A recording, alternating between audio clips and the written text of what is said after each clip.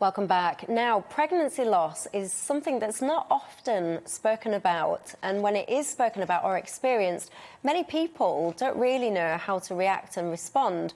Many companies certainly haven't historically been very good, shall we say, to put it mildly, at supporting employees that have gone through this. But more and more we're seeing organisations getting better at this, recognising the impact that pregnancy loss can have on a family and also thereby on their employees. The Co-op, for example, is the latest company to have introduced new measures to support its employees and their partners who have been affected by pregnancy loss. They've created a new policy which is designed to support their employees affected by miscarriage, stillbirth, embryo transfer, loss and much more. Joining me to discuss this right now, we've got Ruth Atik, who is the National Director for the Miscarriage Association. Ruth, good evening. I'm explaining there that more companies are recognising the need now to support their employees. What do you think is driving this?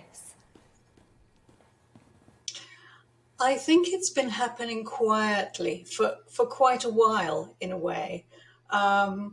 But probably most recently, the news from New Zealand that the government of New Zealand decided that they were going to give 3 days paid parental bereavement leave after any kind of pregnancy loss, whether it was a miscarriage or an ectopic pregnancy or a stillbirth.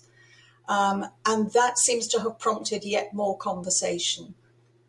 And do you think in the UK we're going far enough, or do you think we've got further to go? Oh, I'll always think we've got further to go. I think it's getting there, but there are many employers and many organisations who've never thought about this. They haven't considered really this aspect of their employees' lives.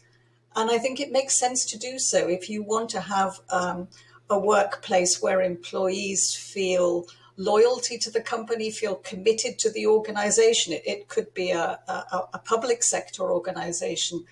It makes sense to look after them.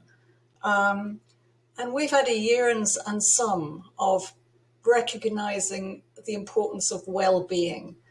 And certainly when you have a pregnancy which ends abruptly and suddenly and can, in many cases, cause massive distress, it makes sense to take care of those employees in that situation too. And in your mind, if there's an organisation watching this, wondering, well, how can we support employees? What kind of things do you think that they should and could be offering? I think the first thing to do is to consider having a pregnancy loss policy so that everybody, employers, employees, managers, supervisors, HR, everybody knows kind of what the rules are, what the framework is. But you also have to have just awareness of the facts and feelings around pregnancy loss and be supportive and consider whether you're going to give paid leave or it's not going to be paid leave. So we actually have some resources on our website which are free for any organisation to use, and they've got a template policy, they can work from that, and guidance for managers. And what advice do you have if someone's gone through a miscarriage or pregnancy loss? What advice if they're wondering, they don't want to go back into work, they're feeling anxious about going back to work, but they're not quite sure how to raise it with their employer? What's your advice there? It's tricky. I think quite often people are uncomfortable talking about miscarriage, whether it's their own loss or whether they're an employer or a manager that is going to be faced with this. So there's a sense of discomfort. I think if you don't want to talk to your employer or your boss or your colleagues about it, there is no reason why you can't keep it private. But if you do, I think it helps if you know already that there is awareness in the organisation, which is what a policy can provide, and to know that your organisation is going to be understanding and supportive. OK, Ruth Atik there. Thank you very much. That is the Miscarriage Association. Ola, what's your thoughts on this? Do you think employers do enough?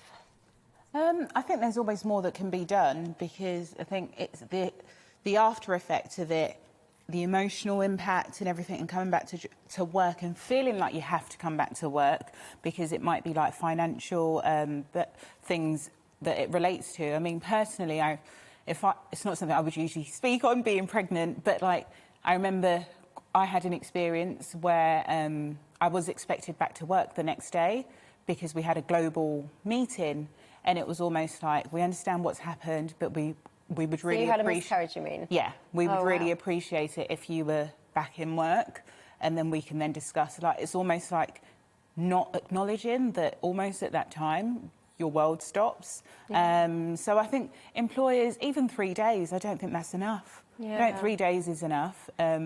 And everyone will be different, I guess, exactly. as well. But it should be expecting case you, by case. Yeah, expecting you to go back the very next day. Yeah, it should definitely be case by case and not like set in stone, because the emotional, and some people's journey up until that point has been longer than others. Yeah, of course. So it's very important to bear that in mind as well. Yeah, and I think, as we've just been saying there, I think it's such a personal topic. How one person experiences it versus another person will be very different. But if there's some guidance, or at least a feeling that you can go to your employer and they have some form of policy there, and if you then choose to accept and take that up, then it must bring you a lot of comfort in a time that I imagine is very hard.